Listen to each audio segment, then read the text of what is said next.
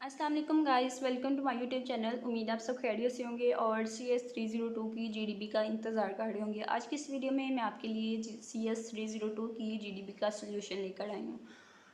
तो यहाँ पे आपके पास क्या है कि हम फर्स्ट ऑफ ऑल देख लेते हैं कि इसकी क्लोजिंग एंड ओपनिंग डेट जो है वो क्या है। ठीक है, तो 1 सितंबर जो है वही इसकी ओपनिंग डेट है और वही इसकी क्लोजिंग डेट है। इट्स मीन कि सुबह आपकी जीडीबी जो है वो ओपन हुई थी और रात 12 बजे तक ये ओपन है। 12 बजे के बाद ये क्लोज़ हो जाएगी। तमाम स्टूडेंट्स ने इसी दौरानिए में अपनी जीडीबी जो है उसको अपलोड कर लेना है, उसका सोल्यूशन। अब हम देख लेते हैं हमारे पास सिनेरियो क्या है। ठीक है, यहाँ पे आपके पास एक सिनेरियो गिवन है। इस सिनेरियो को आप लोगों ने रीड करना है। मैं इसको रीड कर चुकी हूँ। ठीक है, इसको आपने रीड करना है। रीड करने के बाद आपने इन दो पॉइंट्स में से, ठीक है, दो ऑप्शंस आपके पास गिवन हैं। इन दोनों ऑप्शंस में से आपने कोई एक ऑप्शन जो है वो सिलेक्ट करना है जो इस सिनेरियो पे फिट हो रहा होगा। ठीक है, जो इस सिनेरियो में जो टेक्निक बताई गई है उस पर उसकी बेस पे होगा। ठीक है, उस दोनों में से हमने वो पॉइंट सेलेक्ट करना है। उस पॉइंट को सिलेक्ट करने के बाद हमारा काम क्या है कि हमने जो भी पॉइंट सेलेक्ट किया होगा हमने उसको जस्टिफाई करना है कि हमने उसको क्यों यूज़ किया।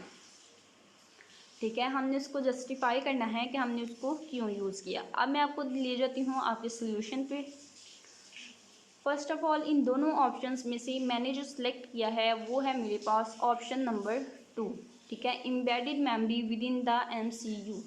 सेकेंड ऑप्शन जो है वो मैंने सेलेक्ट किया है। क्यों किया है ये मैं अभी आपको दिखा देती हूँ कि किन पॉइंट्स के बेस पे कौन सी ऐसी चीज़ें मुझे मिली थी जो इस सिनेरियो से रिलेटेड थी। ठीक है, जिसकी बुनियाद पे मुझे लगा कि ऑप्शन नंबर 2 जो है वो हमारा करेक्ट ऑप्शन है। ठीक है, सबसे पहले हमारे पास यहाँ पे क्या है कि डिवाइस में कोई ऐसी रैम होनी चाहिए जो स्टोर कर सके। क्या it can temporarily store the information during processing. ठीक है, तो हमारी जो डिवाइस है इस सिनेरियो में उसमें रैम जो है वो ऐसी होनी चाहिए जो डाटा को ड्यूरिंग प्रोसेसिंग डाटा को टेम्परेरी स्टोर कर सके। ठीक है, तो ये हमारा जो पॉइंट है ये मोस्ट इंपॉर्टेंट पॉइंट है। इस पॉइंट पे मैंने सर्च की। ठीक है, तो मेरे पास क्या ऑप्शंस आए ये देखें। सबसे पहले मैंने सर्च किया कि MCU जो है वो मेमोरी रैम है या फिर रोम है। क्योंकि आप लोग जानते हैं कि टेम्प्रेरी डाटा जो है वो हम स्टोर करते हैं किसमें, रैम में, यानी कि रैंडम एक्सेस मेमोरी में। और जो रोम होती है वो रीड ओनली मेमोरी होती है, उसमें डाटा परमानेंटली स्टोर होता है। ठीक है, इट्स मीन कि हमें जो रैम है वो चाहिए, तो हम चेक कर लेते हैं कि MCU में रैम मेमोरी होती है या नहीं। ठीक है, क्योंकि अगर MCU में रैम मेमोरी होती होगी तो इट्स मीन कि हम उसमें टेम्प्रेरी डाटा जो है वो स्टोर करवा सकते हैं अकॉर्डिंग टू सिनेरियो। तो यहाँ पे ये देखिए MCU यानी कि माइक्रो कंट्रोलर मेमोरी जो होती है उसमें 2 टाइप्स ऑफ मेमोरी होती है। डाटा मेमोरी होती है, प्रोग्राम मेमोरी और डाटा मेमोरी। ठीक है, यानी कि रोम और रैम। ठीक है, माइक्रो कंट्रोलर में जो मेमोरी होती है वो 2 टाइप्स की होती है, रैम और रोम दोनों की। ठीक है, इट्स मीन कि हम उसमें परमानेंटली भी डाटा स्टोर करवा सकते हैं और अगर हमने टेम्परेरी डाटा जो है वो स्टोर करवाना है तो वो भी हम उसमें करवा सकते हैं। ठीक है, फर्स्ट पॉइंट तो ये हमारे पास हो गया कि इस पॉइंट की बेस पे हम इसको सिलेक्ट कर सकते हैं। अब मैंने सर्च किया कि स्टैंड अलोन मेमोरी जो है, यानी कि हमारे पास जो फर्स्ट ऑप्शन था उसको मैंने सर्च किया कि उसमें कौन सी मेमोरी होती है।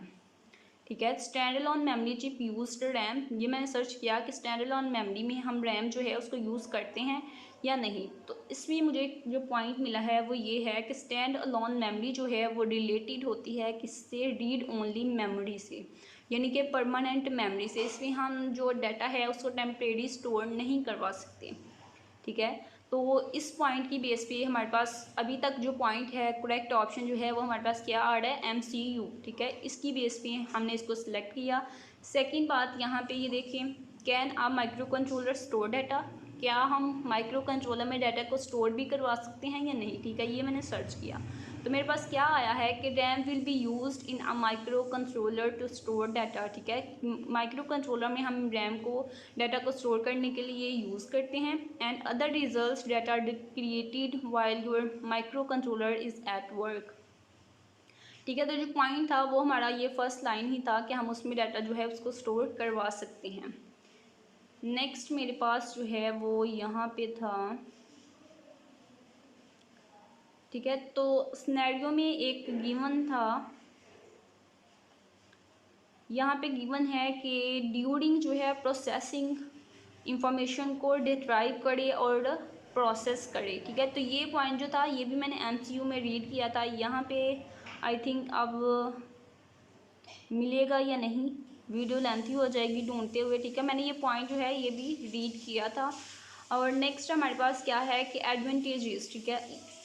बस यही जो प्रूव है इतना ही आपके लिए काफ़ी है। हम चले जाते हैं अपने सोल्यूशन पे। उम्मीद है आपको क्लियर हो गया होगा किस तरह से मैंने ये पॉइंट जो है इसको सिलेक्ट किया है। अब हम देख लेते हैं हमारा सोल्यूशन जीडीबी नंबर 1 का। सबसे पहले आपने लिखना है कि इन माय ओपिनियन एम्बेडेड, यहाँ पे ये भी हम ऐड कर लेते हैं कि embedded memory with in the micro controller, पूरा नेम हम लिख लेते हैं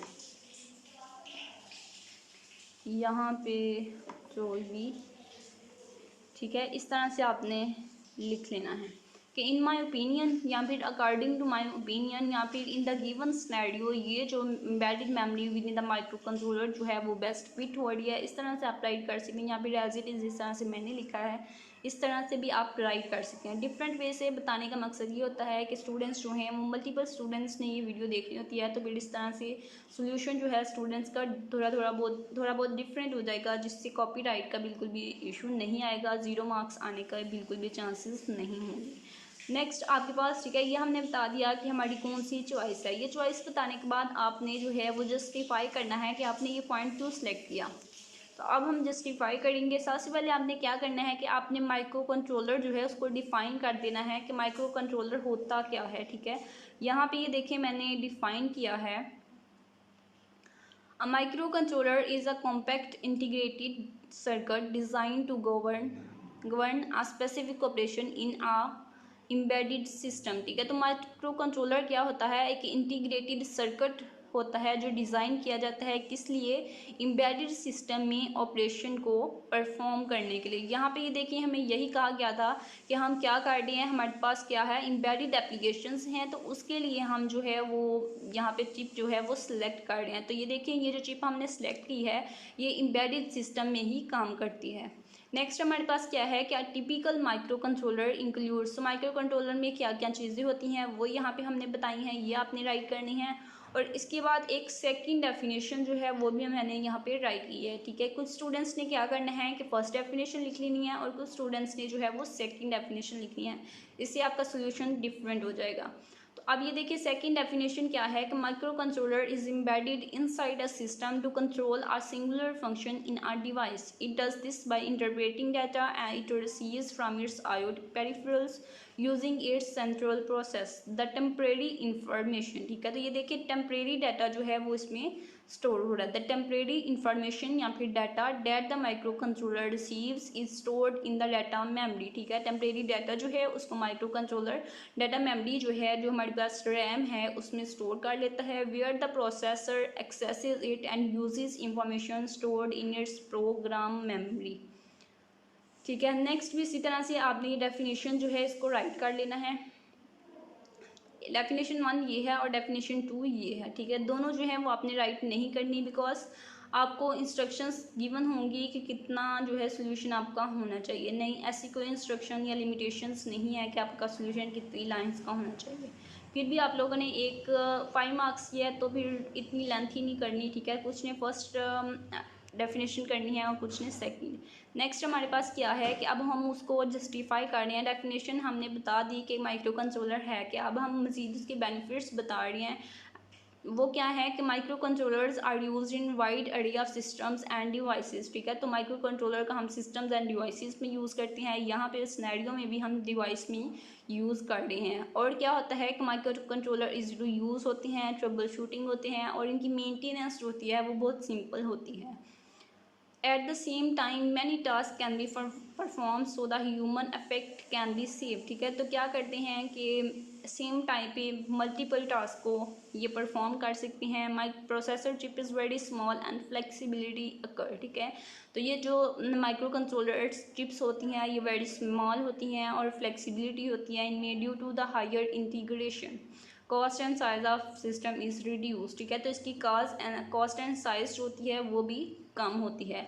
और फिर ये है कि and in MCU there is a RAM, ठीक है। तो MCU में क्या होता है, रैम होती है। So it can temporarily store the information during processing, ठीक है। ड्यूरिंग प्रोसेसिंग हम इंफॉर्मेशन को टेम्परेरली स्टोर करवा सकती हैं।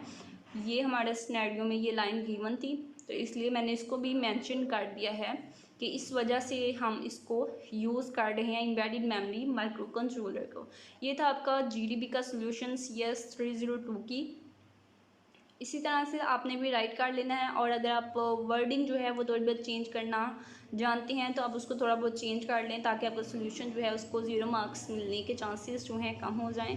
मज़ीद सोल्यूशंस के लिए आपने चैनल को सब्सक्राइब करना है और चैनल के साथ अटैच हो जाना है, ताकि आपको मज़ीद सोल्यूशंस मैं प्रोवाइड करती रहूँ। CS601 की जीडीबी का भी बहुत जल्द सोल्यूशन जो है वो मैं अपलोड करूँगी। चैनल के साथ कनेक्टेड रहिएगा ताकि आपको सोल्यूशन जो है वो जल्द से जल्द मिल सके।